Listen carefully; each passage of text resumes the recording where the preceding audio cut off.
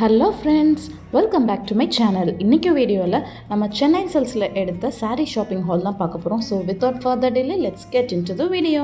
இன்றைக்கி ஒரு நாள் ஈவினிங் நாங்கள் சரி தீபாவளி ஷாப்பிங்கோட ட்ரெய்லர் மாதிரி நம்ம சென்னை சில்க்ஸ் போய் பார்த்துட்டு வரலாம், எப்படிலாம் நியூ கலெக்ஷன்ஸ்லாம் என்ன வந்திருக்கு அப்படின்னு சொல்லிட்டு நான், என் அம்மா, என் தங்கச்சி, என்னோட பையனும் நாங்கள் கிளம்பி போனோம். வண்டியை பார்க் பண்ணிட்டு டோக்கன் எல்லாம் வாங்கிட்டு உள்ள கடைக்குள்ளே போயிட்டோம். இதெல்லாம் இந்த எலைட் செக்ஷன்ஸ் இருக்குல்ல சென்னை சில்க்ஸில், அங்கே இருக்க சாரீஸ் எல்லாம் தான் பார்த்துட்டு இருந்தோம். இதெல்லாமே நார்மல் பட்டு சாரீ தான் வச்சுருந்தாங்க. அதுலேயுமே நிறைய காம்போ ஆஃபர்ஸ் உள்ள சாரீலாம் வச்சுருந்தாங்க. இப்போ இந்த மாதிரி கலம்காரி சாரீ தான் ஃபேஷன் போல். நிறைய கம்மி ப்ரைஸ்லேருந்து ஜாஸ்தி ப்ரைஸ் 3000 5000 வரைக்குமே இந்த மாதிரி டிசைன்ஸ் மட்டும் தான் இருந்துச்சு. பட் ஆனால் ஆல்ரெடி என்கிட்ட இந்த கலம்காரியில் ஒரு சாரீ இருக்குது, அதனால சும்மா பார்த்துட்டு இருந்தோம். எல்லா செக்ஷனையும் போய் நல்லா என் அம்மா சுற்றி பார்த்துட்டு கடைசியில் ஒரு செக்ஷன் எடுப்பாங்க. அதே மாதிரி தான் ஃபுல் சாரீஸ் எல்லாத்துலேயுமே நல்லா பார்த்துட்டு இருந்தோம். அப்புறம் இந்த ஒரு சாரீ பிடிச்சிருந்துச்சு, சரின்னு எடுத்து வச்சுருந்தோம்.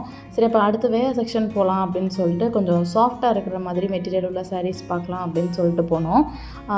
கலெக்ஷன்ஸ் அவ்வளோவா இன்னும் தீபாவளிக்கான கலெக்ஷன் எதுவும் லான்ச் பண்ணலன்னு நினைக்கிறேன். நார்மலாக இருக்கிற மாதிரி தான் இருந்துச்சு. யூஸ்வலாக நாங்கள் ஆல்ரெடி லாஸ்ட் மந்த் போனப்போ பார்த்த மாதிரி கலெக்ஷன்ஸ் தான் இருந்த மாதிரி இருந்துச்சு. ஒருவேளை இனிமேல் தான் அப்கிரேட் பண்ணுவாங்களோ என்னமோ தெரியல. நிறையா சாரீஸ் நல்லா இருந்துச்சு. அப்புறம் நாங்கள் சாஃப்ட் சில்க் சாரீ சைட்ஸ் போய் இந்த 2 சாரீ தான் வாங்கணும். இந்த எல்லோ அண்டு அந்த ப்ளூ அண்ட் பிங்க் உள்ள மாதிரி ஒரு சாரீ எடுத்து வந்தோம்.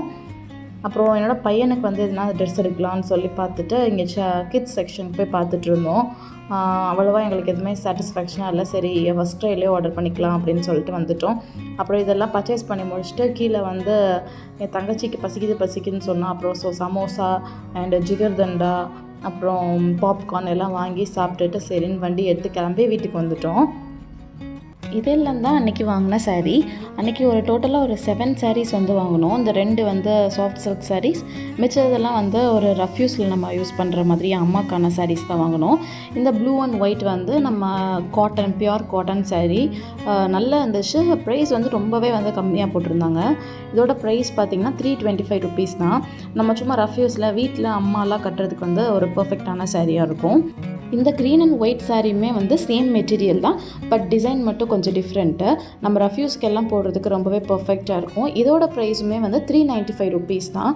ரொம்பவே அஃபோர்டபுளாக நிறைய கலெக்ஷன்ஸ் சென்னை சில்க்ஸில் வச்சுருந்தாங்க.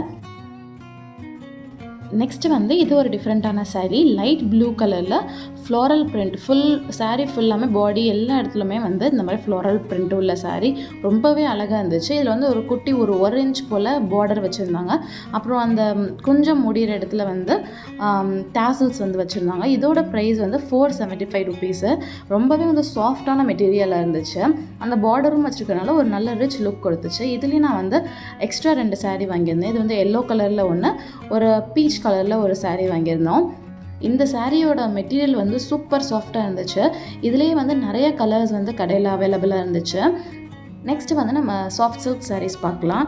இந்த சாரியுமே நான் காம்போ ஆஃபரில் தான் எடுத்தேன். இது ஒரு மஸ்டர்ட் எல்லோ கலரில் ஒரு ப்ளூயிஷ் கிரே கலரில் முந்தானை கொடுத்துருந்தாங்க.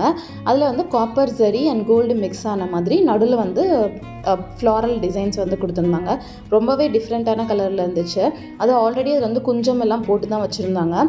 இந்த சாரியோட ப்ரைஸ் ஈச் 1500. நம்ம 2 சாரியாக எடுத்தோமா 2க்குமே சேர்த்து 2.5 நம்ம பே பண்ணால் ஓகே.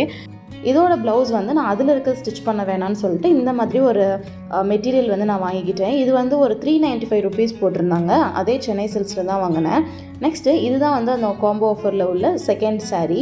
இது ஒரு பேபி பிங்க் மாதிரி, பிங்க் பீச் மாதிரி ஒரு கலரில் சேம் ப்ளூ அண்ட் கிரே உள்ள மாதிரி முந்தானை, அதே மாதிரி பெரிய பெரிய ஃப்ளோரல் டிசைனாக ஃபுல் பாடி ஃபுல்லாக கொடுத்துருந்தாங்க.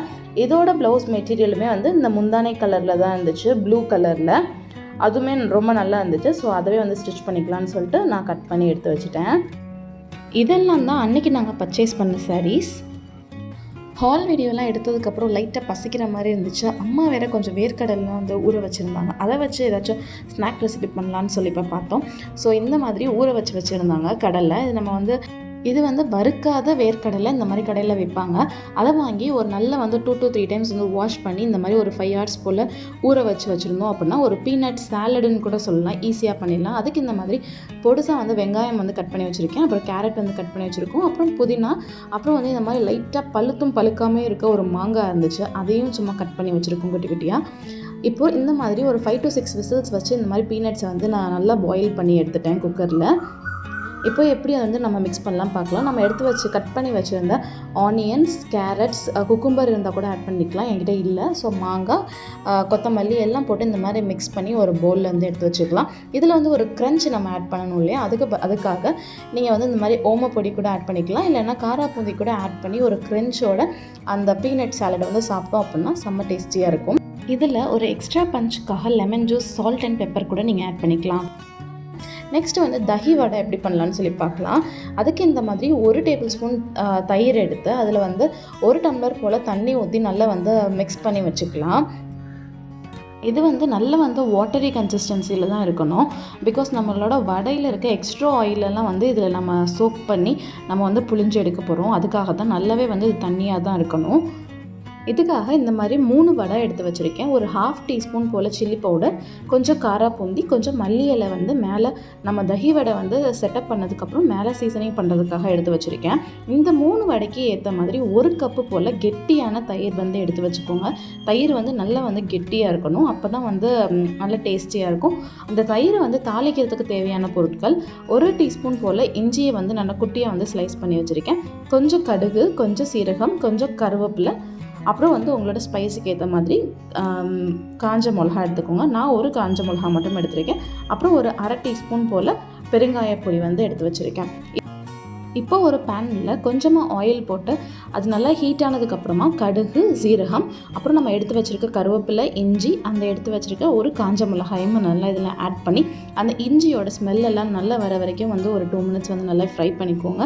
அது எல்லாமே வந்து கொஞ்சம் கலர் சேஞ்ச் ஆனதுக்கப்புறமா நம்ம வந்து அந்த 1/2 டீஸ்பூன் பெருங்காய பொடியும் வந்து ஆட் பண்ணிவிட்டு நம்ம ஸ்டவ் ஆஃப் பண்ணிடலாம். இப்போ ஒரு க்ளீனான பவுலில் நம்ம எடுத்து வச்சுருக்க 1 கப் தயிரை வந்து நம்ம ஆட் பண்ணிக்கலாம். நல்லாவே வந்து அந்த தயிர் வந்து கெட்டியாக இருக்கணும். ஒரு விஸ்க் இல்லைன்னா ஒரு ஃபோர்க் யூஸ் பண்ணி அந்த தயிரை வந்து நல்லா வந்து ஒரு 2 மினிட்ஸ்க்கு வந்து நல்லா பீட் பண்ணணும். அப்போ தான் வந்து அந்த தயிர் வந்து நல்லா ஃப்ளஃபியாக வரும். தயிரை வந்து நல்லா பீட் பண்ணி முடிச்சதுக்கப்புறமா நம்ம எடுத்து வச்சுருக்கோம்ல தாளிப்பு, அதை வந்து இதில் ஆட் பண்ணிக்கலாம். இப்போது நம்ம ஃப்ளேவர்ஃபுல்லான தஹி வந்து சூப்பராக வந்து ரெடி ஆயிடுச்சு. இப்போ வடையை வந்து நம்ம ப்ரிப்பேர் பண்ணிடலாம். நான் ஆல்ரெடி சொன்ன மாதிரி 1 ஸ்பூன் தயிரில் 1 டம்ளர் தண்ணி ஊற்றி நம்ம வந்து மிக்ஸ் பண்ணி வச்சுருக்கோம்ல, அந்த வாட்டரில் நம்மளோட வடையை வந்து நல்லா வந்து டிப் பண்ணி எடுத்து வச்சுக்கோங்க. நல்லா வந்து டிப் பண்ணி எக்ஸஸ் வாட்டர் எல்லாம் வந்து நல்லா ஃபிங்கர்ஸ் வச்சு நல்லா ப்ரெஸ் பண்ணி எக்ஸஸ் வாட்டர் எல்லாம் நம்ம வந்து நல்லா ரிமூவ் பண்ணிடலாம். அப்போ தான் நம்மளோட தஹி மேலே போடுறப்போ நல்லா வந்து அது வந்து அப்சர்வ் பண்ணும். இல்லைன்னா ரொம்ப வாட்டரி ஆயிரும். இந்த மாதிரி 3 வடையுமே நான் வந்து நல்லா சோக் பண்ணி நல்லா வந்து எக்ஸஸ் வாட்டர்லாம் ரிமூவ் பண்ணி எடுத்து வச்சுட்டேன். நம்ம சர்வ் பண்ணுற பிளேட்லேயே வந்து அந்த வடையெல்லாம் எடுத்து வச்சுட்டு அது மேலே நம்ம தாளித்து வச்சுருக்க அந்த கெட்டியான தயிர் வந்து மேலே வந்து நம்ம ஊற்றிக்கலாம். உங்களுக்கு எவ்வளோ தேவையோ அவ்வளோ ஊற்றிக்கலாம். நல்லா வந்து அந்த வடை வந்து சோக்கார அளவுக்கு நல்லா ஊற்றிட்டு ஒரு எக்ஸ்ட்ரா ஸ்பைஸுக்காக கொஞ்சம் சில்லி பவுடர் ஆட் பண்ணிவிட்டு கட் பண்ணி வச்சுருக்க மல்லி இலையும் ஆட் பண்ணிக்கலாம். ஒரு எக்ஸ்ட்ரா க்ரன்ச்சுக்காக நம்ம வந்து காராப்பூந்தி வந்து மேலே வந்து ஆட் பண்ணிக்கலாம். ஆட் பண்ணிவிட்டு நம்ம சர்வ் பண்ணி சாப்பிட்டோம் அப்படின்னா செம்ம டேஸ்ட்டில் இருக்கும். 2 சிம்பிள் அண்ட் டேஸ்டியான சாட் ரெசிபிஸ் பார்த்தோம். கண்டிப்பாக இதை உங்கள் வீட்டில் ட்ரை பண்ணி பாருங்கள். இந்த வீடியோ உங்கள் எல்லாருக்கும் பிடிச்சிருக்கும், யூஸ்ஃபுல்லாக இருந்திருக்கும்னு நினைக்கிறேன். ஸோ தேங்க்ஸ் ஃபார் வாட்சிங். By. Like, share, subscribe and get notified on my channel.